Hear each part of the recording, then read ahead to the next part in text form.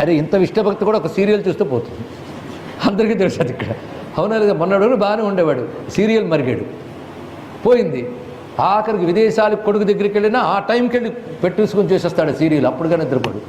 ఇవాళ చూసాక మళ్ళీ రేపటి వరకు ఏం జరుగుతుందని వాడు రీక్యాప్ వేస్తాడు, కానీ వీడు అప్పటి వరకు ఊరుకోడు. అదే చింతన, ఒక్క సీరియల్తో పోతుంది ఇదంతా.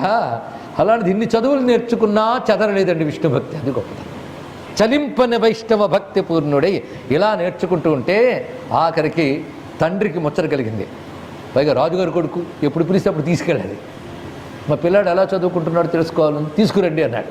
కానీ గురువులు తీసుకెళ్ళారు.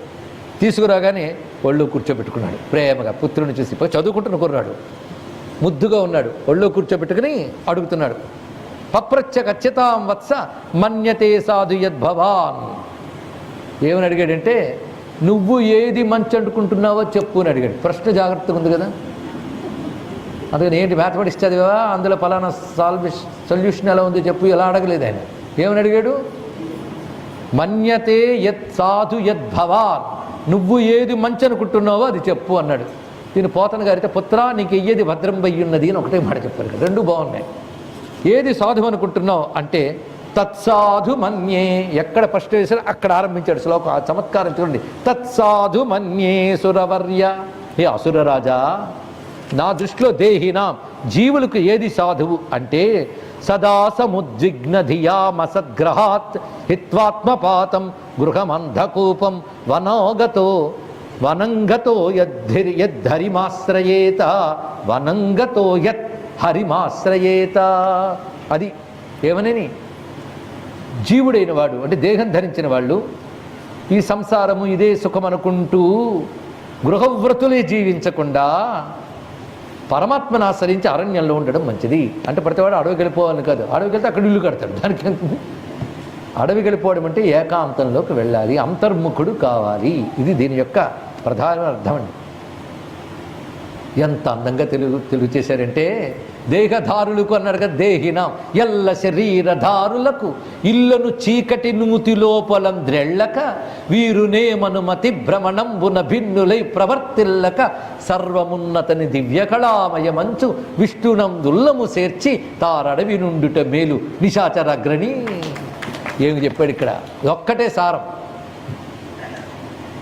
ఇవన్నీ చేర్చుకుని పోగు చేసుకుని ఇదే సత్యం అనుకుంటూ చివరి వరకు వాటిల్లోనే దేవుళ్ళ అడ్డం కాకుండా సర్వము పరమాత్మ స్వరూపమే, ఆయన కళయే విశ్వమంతా, సర్వమున్నతని దివ్య కళామయమంచు, సర్వం విష్ణుమయం జగత్ అనే భావనలో వెళుతూ ఆ విష్ణువునందు చిత్తం చేర్చి ఏకాంతంలో ఉండడం మంచిదని నా అభిప్రాయం అన్నాడు. ఒకటే మాట.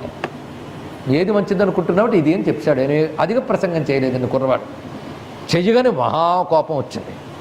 చూస్తున్నాడు, ఏం మాట్లాడు, విష్ణు అంటావు నువ్వు అంటే ఈయనన్న విష్ణువు వేరు, ఆయన అనుకుంటున్న విష్ణువు వేరు.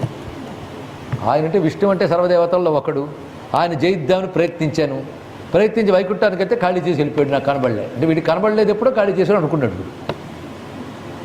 అనుకుని విష్ణు తత్వం తెలియనివాడు తండ్రి, తత్వం తెలిసినవాడు ఈయన, తత్వజ్ఞుడైన భక్తుడు ఆ మహానుభావుడు.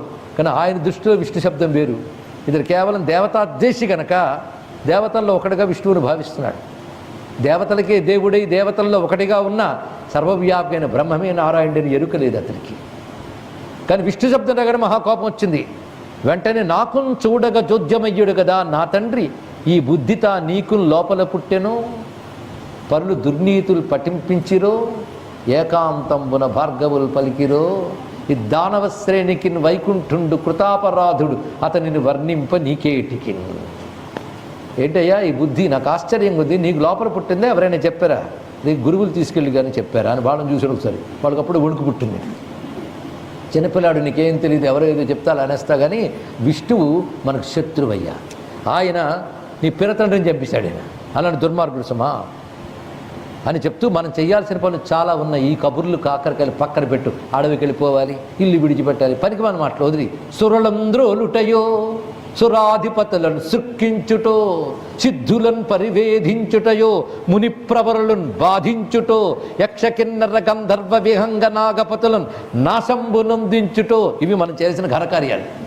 ఆ దేవతలను తోలుదామా, ఆ మునులను కొట్టేద్దామా, ఇల్లు వాళ్ళని చంపుదామా, ఇలాంటి మంచి పనుల కోసం తిరగాలి. కానీ హరియంచున్ గిరియంచు నేల చెడ మోహాందుండవై పుత్రక, ఈ హరిగిరి అని ఎందుకయ్యా దెబ్బతింటావు? ఏం పదాలు వాడారండి పోతన గారు ఇక్కడ అని చెప్పగానే వెంటనే ఆ గురువులు పూనుకొని చెప్పబోతున్నారు, మేమేం చేయలేదయ్యా అన్నట్టు. కానీ పిల్లవాడు చక్కగా చెప్తున్నాడు ఇక్కడ, ప్రతివారు కూడా నేను నువ్వు అనే భేదంతో ఉంటారు కనుక పరమాత్మను తెలుసుకోలేకపోతున్నారు.